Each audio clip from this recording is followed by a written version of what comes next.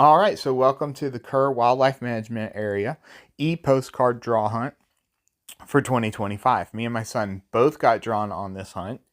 And when we first got there, the first thing they did, you sign in, and then they brought us into this convention center area where they put on a little presentation telling us about some of the studies that they've done with GPS collared deer. They show how they catch them, and then they track them, and they ping their location every 15 minutes, and just kind of really show how the deer move. And it showed a lot, basically what you would expect it to show. There's movement, a lot of movement in the morning, then they kind of bed down or hang out in the midday, and then in the late evening they start to move around again, which is what I think I would expect.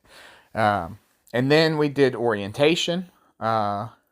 After orientation, we left the convention area, and they showed us where our spots were. So they took us out to our compartments so that we could kind of get a lay of the land. This is a map of the entire wildlife management area, and I think it's almost 7,000 acres. We were in West Turkey. You can see there in orange. They gave us that one because it has the most stands set up. There are 4 stands set up in that compartment. We had 3 people. We were the largest group. So it's me, my son Trey, who's 11, so he had to hunt with me, and then my buddy Ron was with us. So we had 4 places to choose from, and they took us out there to show us our compartment. This next map is just of the compartment that we were in, so West Turkey. And you can see the little dots there. Those are the 4 stands that we had to choose from. Now, they don't feed this property. There are no feeders on this property. They don't put protein out. But the deer grow real big without any need for feeders, and everyone is successful hunting there without feeders. They do put corn out when they do studies. They'll do camera studies or surveys every year that they put corn out for. But beyond that, the only feeders, they have some turkey feeders out there, which there's one next to headquarters we'll see here in a minute. Anyway, headed out to our compartment for the first time to take a look. This is the first day. We did sit the first day after orientation. I think it was 11 o'clock. So by the time we got out here, it's probably 1 o'clock, somewhere around there. We got the decoy set up, put some corn out, and we just sat for an hour to kind of to see what might show up. But we headed back to headquarters and got signed out so that we could go get camp set up and get ready for a good next morning. This is one of those turkey feeders. It's right there next to headquarters. We did see a bunch of turkeys out there, and they do have turkey hunts out there. Unfortunately, though, turkey was not on the menu for this hunt. So the next morning, we did go back to that same stand and sat there, and it was cold and it was wet and it was not a whole lot of fun, but we got through it. We decided we really didn't like that stand too much, so we wanted to move to this other stand that's on the back of our compartment, and we sat there. So we sat there Thursday morning and then Thursday evening, and this coming up right here is what happened Thursday.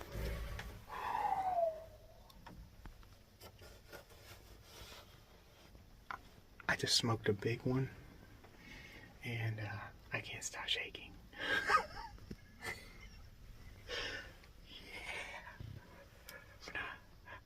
What do you think, Trey? You're shaking the phone. I know. All right, so my camera kind of messed up there while I'm trying to tell the story, but what happened is we sat here Thursday afternoon. I mean, we pretty much sat all day. We did go into town for me to get new boots because my boots were shot. My feet were soaking wet. Anyway, we come back out. We sit in this spot for the first time on Thursday afternoon, and we didn't see nothing. I mean, all day we sat there and didn't see nothing. And finally, around 5 o'clock, I just decided, let's get ready. It's getting close to that magic hour, and let's get ready. I moved some things around in the stand and got the gun ready, and just kind of started practice aiming at the decoy and looking around and seeing where deer might come from and just get ready for that. And all of a sudden, this guy walks out and he looks pissed. He's got his ears pinned back. He does not like that decoy. And I mean, it was only about 50 or 60 yards, and he kind of was in that range the whole time. But I must have looked at this guy for 15 minutes at least, watching him walk back and forth around that decoy, and just never would put his ears up in that alert position. I really, I knew that he was a good deer. I knew he was, but, you know, they really stressed to don't make mistakes. You know, make sure that you look at that deer for a long time before you shoot it. You don't want to mess up. You really don't want to mess up, especially on a place like this. So I was real nervous, and also, I mean, I was shaking like crazy. So I really needed that time to just calm myself down so that I could take a good shot on this guy. So he walks out, and I'm watching him. He walks back and forth, and I'm telling Trey, I don't know. Should I shoot him? Well, I'm really freaking out, man, because I've not seen a deer this big in the scope in my entire life. So I was really freaking out.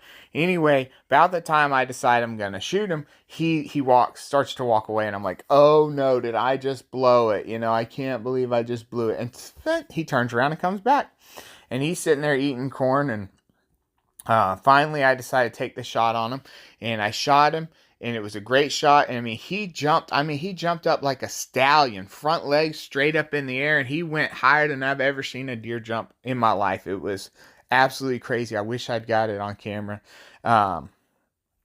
And then my video starts back up there. Down. Oh, what happened there? You restarted the video. Alright, so then he jumped up real high and then fell down, and he kicked a couple of times, and then he like got settled. And you could just see him laying there with his head up, and he slowly laid his head down. And it's been 8 minutes now since the shot, and Trey wants to go out there and look at him. I'm like, dude, we are not going. We are waiting. So, and in just a couple of days, Trey's gonna learn why we waited. I know he's over there dead right now, but I mean, he dropped. He didn't run up one step, not one step. He jumped up high. I've never seen a deer jump that high. And then he fell down, kicked, laid there for a second, laid his head down slowly, and that's it. That's a wrap. I mean, I smoked him. I mean, it was an easy shot. So anyway, I'm on the board. Trey's got his, Zoe's got hers, I got mine. Now Trey's next. So next deer that walks out, if it's a shooter buck, it's his. If it's a doe, it's his. I still get another doe, and we still have. It was the oddad.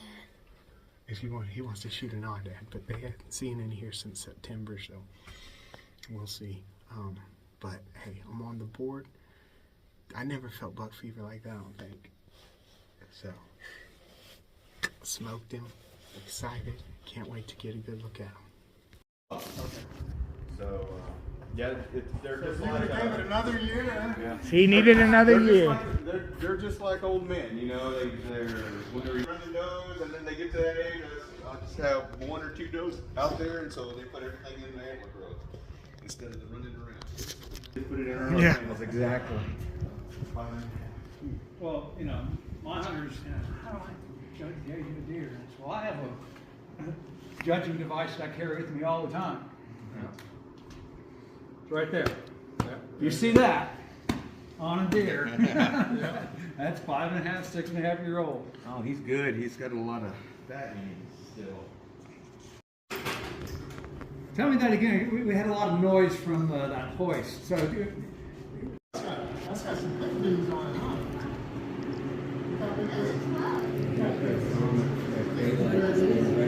Let me come by you. Oh, wow. Wow. Look how thick he is, though.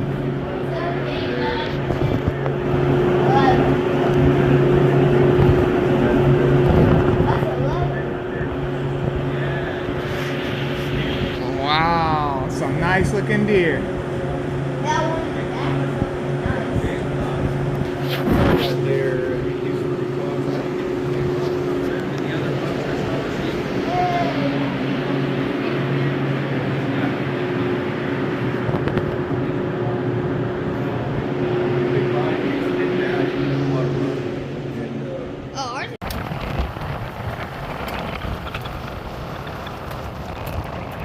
All right, so this is Friday lunchtime after the morning sit. We're headed back to headquarters.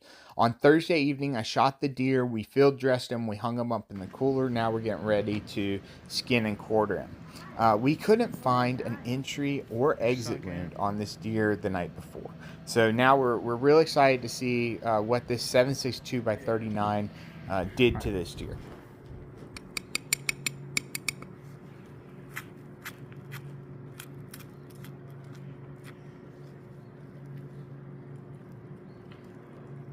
There it is.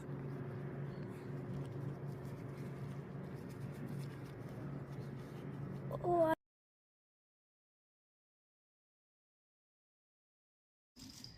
All right, so this is the first deer I've ever shot with 7.62 by 39, and I wasn't sure. I really expected it to, I don't want to say perform better because it performed very well, but I did shoot the deer right in the heart.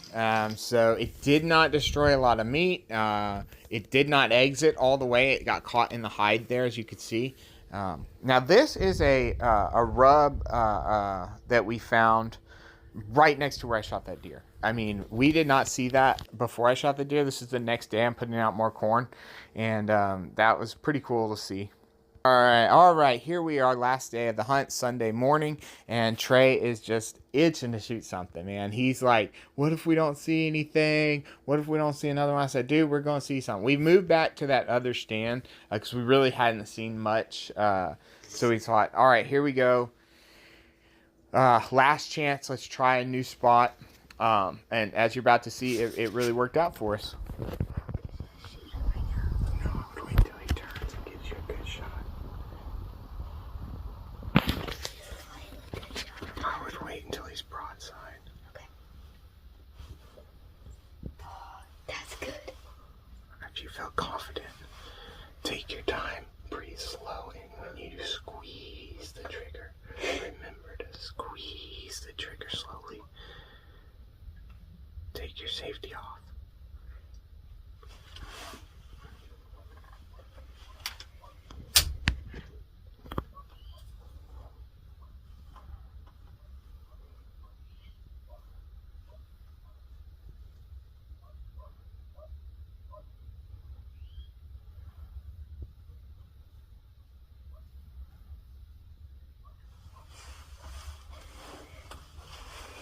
You missed this try. You're not gonna miss. Squeeze slowly.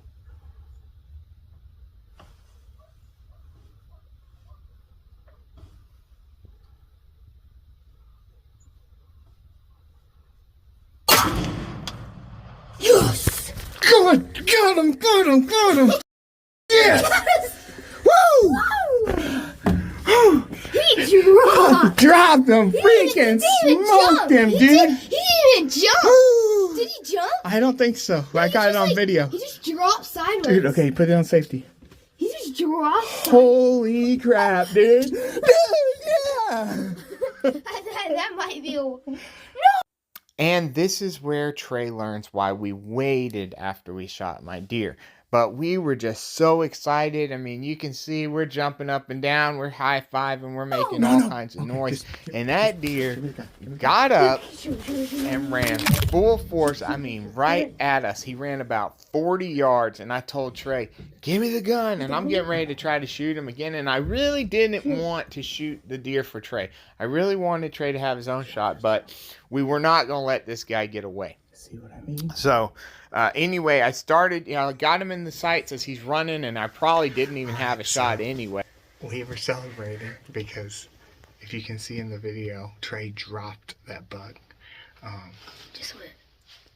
But then it got up, started running, and you can hear it in the video. But I tell Trey, "Give me the gun," and I look on him, but I'm out with a scope, and honestly, the deer's running towards us. So I was like, I tried to get a shot, but then he dropped. So I did not have to shoot him, but we are gonna wait as long as possible before we go over there because we don't want him jumping up This again. is the last hunt. Like, we were supposed to check out, like, We are leaving. 2 hours.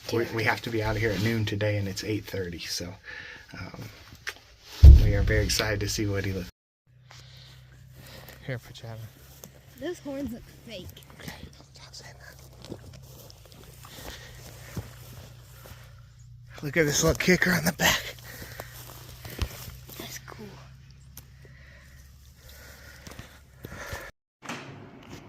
How do I have so many? Harvest and turkey. There's wild turkey. You could kill the wild turkey. Not here. Why do I have- It's just your hunting license, son.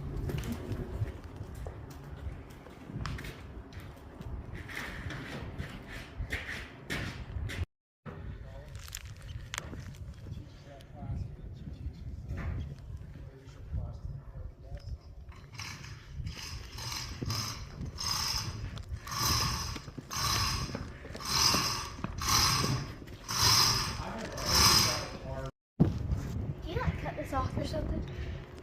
Yeah, here. You can film me doing it. Best knife you can use right here.